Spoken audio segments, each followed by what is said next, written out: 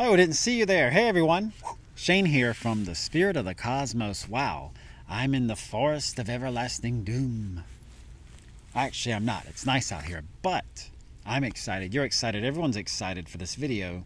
This is all about a spiritual perspective, what I believe is true as to why so many of us are so hard on ourselves in this life.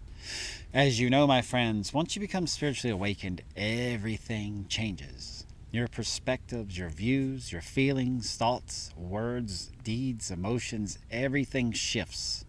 Things that used to make sense no longer do.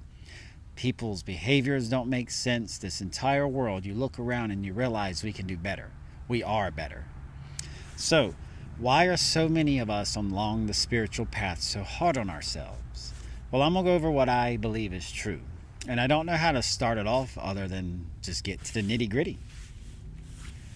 One thing I believe is we are all part of one, a oneness, a unity, a peaceful energy of love, where everything is this love. Everything is an aspect of it. Some people call it God, universe.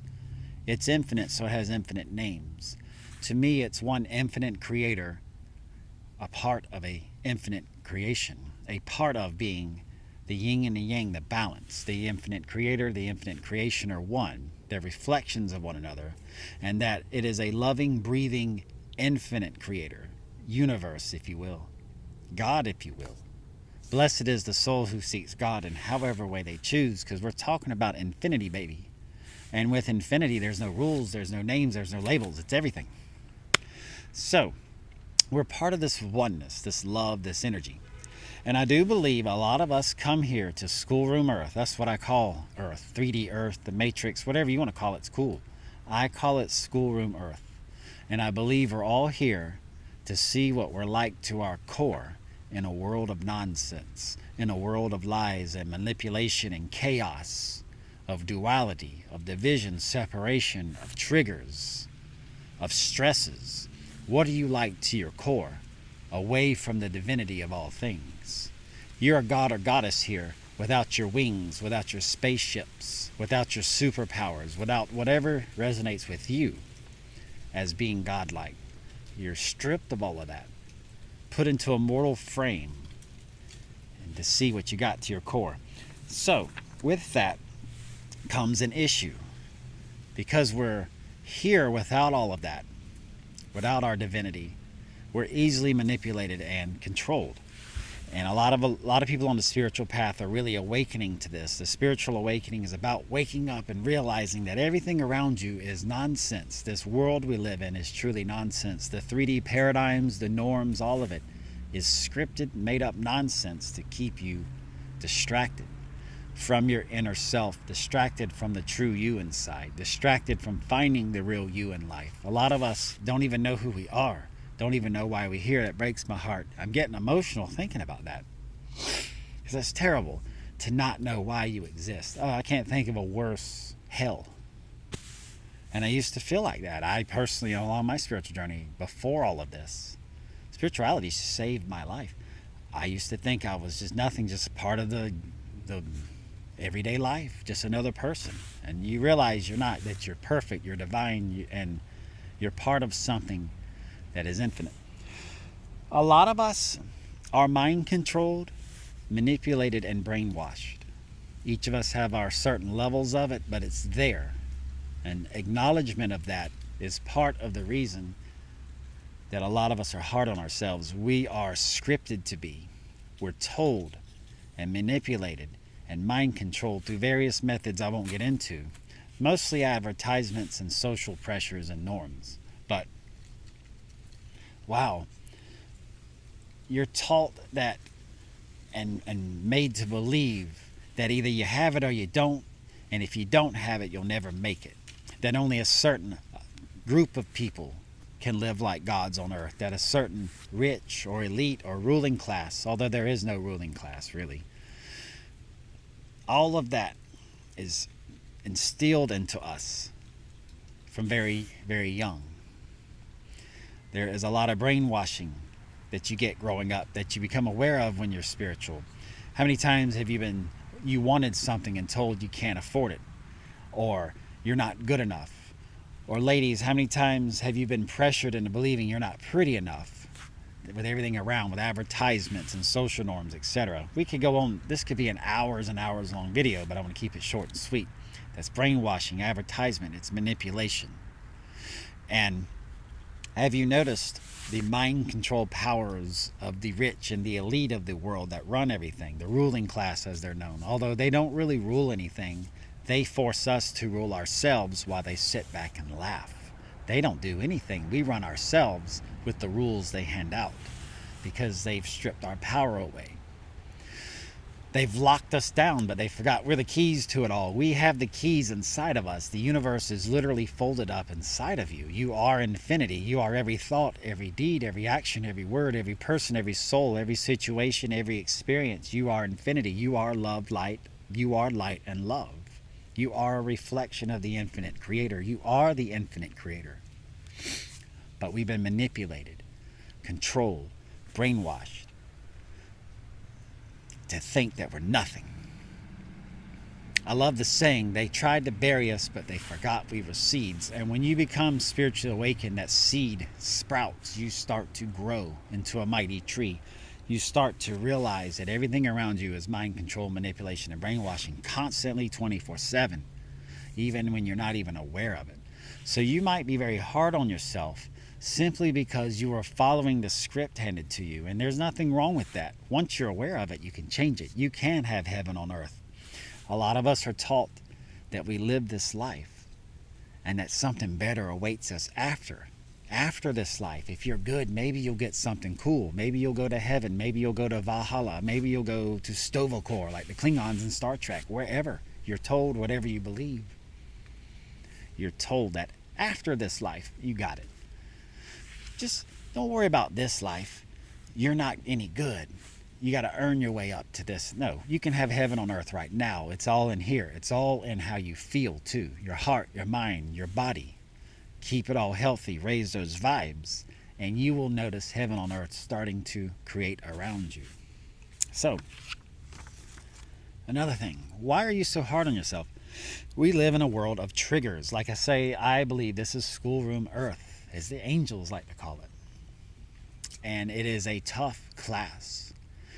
Through my visions and esoteric studies, I've learned that countless trillions of souls want a shot at the human experience.